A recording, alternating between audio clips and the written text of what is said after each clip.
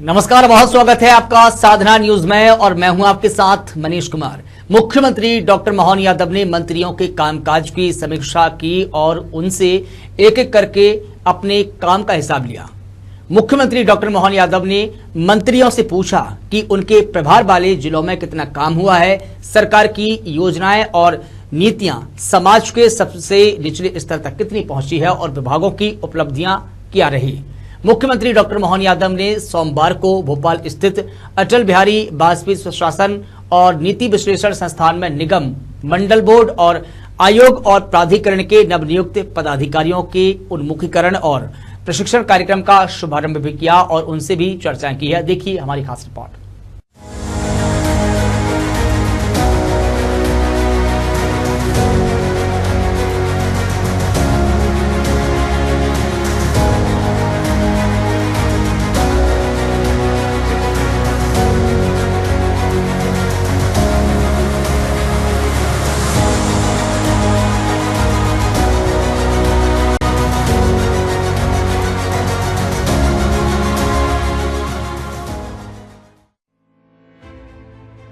मुख्यमंत्री डॉक्टर मोहन यादव ने अपने निवास पर पार्टी के राष्ट्रीय सह संगठन महामंत्री शिव प्रकाश, प्रदेश प्रभारी डॉक्टर महेंद्र सिंह और संगठन के प्रमुख पदाधिकारियों के साथ 20 मंत्रियों के साथ विस्तृत चर्चा की।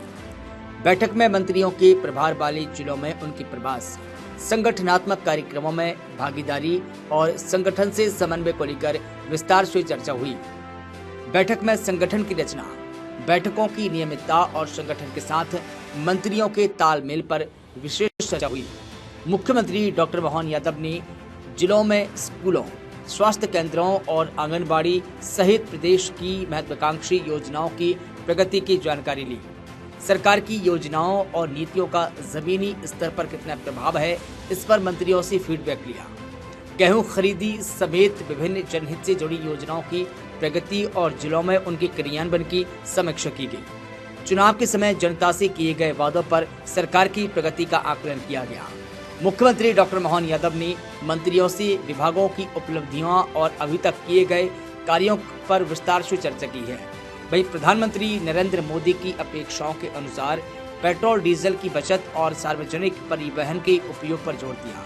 इसको लेकर वर्क फ्रॉम होम और वर्चुअली बैठकों को बढ़ावा देने के निर्देश दिए हैं। वहीं कोर कमेटी की बैठक भी आज वर्चुअली माध्यम से आयोजित की जा रही है। बैठक में संगठन और सरकार दोनों स्तरों पर कार्यों को अधिक प्रभावी और समन्वित बनाने पर जोर दिया गया। वहीं मुख्यमंत्री डॉक्टर मोहन यादव ने सोमवार को भोपाल स्थित अटल बिहारी वाजपेयी स्वशासन और नीति विश्लेषण संस्थान में निगम, मंडल बोर्ड, आयोग और प्राधिकरण के नवनियुक्त पदाधिकारियों के उन्मुखीकरण एवं प्रशिक्षण कार्यक्रम का शुभारंभ किया। यह आयोजन राज्य के इतिहास में एक अनूठी पहल है, जिसमें मंत्री स्तर का दर्जा प्राप्त कुल 63 गैर सरकारी अध्यक्ष और उपाध्यक्षों ने हिस्सा लिया। सामान्य प्रशासन और वित्त विभाग समेत 18 विभागों के वरिष्ठ अधिकारी इस कार्यक्रम में मौजूद रहे।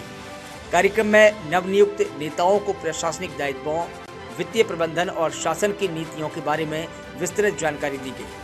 कार्यक्रम को संबोधित करते हुए मुख्यमंत्री डॉक्टर मोहन यादव ने स्पष्ट संदेश दिया है कि इन पदों का उद्देश्य केवल कुर्सी संभालना नहीं, बल्कि जनता के बीच जाकर काम करना है। उन्होंने पदभार ग्रहण करने के दौरान हाल ही में हुए अनावश्यक शक्ति प्रदर्शन और रैलियों से बचने समेत मंत्रियों और अधिकारियों के साथ बेहतर तालमेल बनाए रखने की सलाह दी है। इस संस्थान के माननीय राजीव दीक्षित जी जिन कामों के आधार पर हम अपने अपने अलग अलग निगम, मंडल, प्राधिकरण, बोर्ड, आयोग में जो जोड़ा गया आपको, मैं आप सबको प्रत्यक्ष आज बधाई दे रहा हूं, आपका अभिनंदन कर रहा हूं।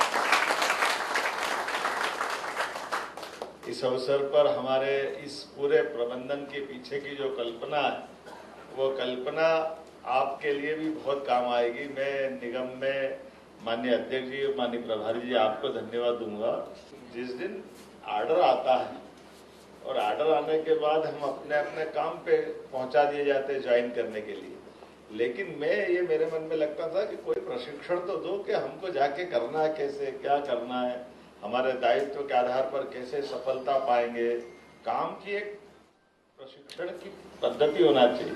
मुझे इस बात की प्रसन्नता है, आज वो हुआ है जिसके लिए हम सबको, खासकर आप सब बधाई के पात्र हैं। जो हमारे समय नहीं हुआ वो आपके समय हो रहा है, ये और आपके लिए आनंद की बात।